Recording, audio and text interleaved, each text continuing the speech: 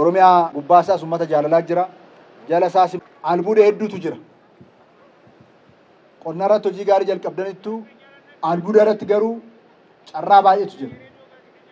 Carraa baay'ee jiru sana ittiin gargaaramu.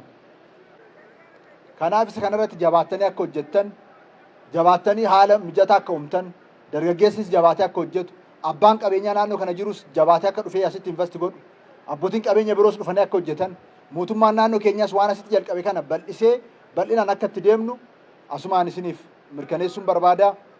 Shakkii tokko hin qabu. Oomishti bal'aan iddoon itti oomishamee baaburaan biyya alaatti, baaburaan giddugala biyyaatti iddoon itti fe'amu iddoo kana ta'a.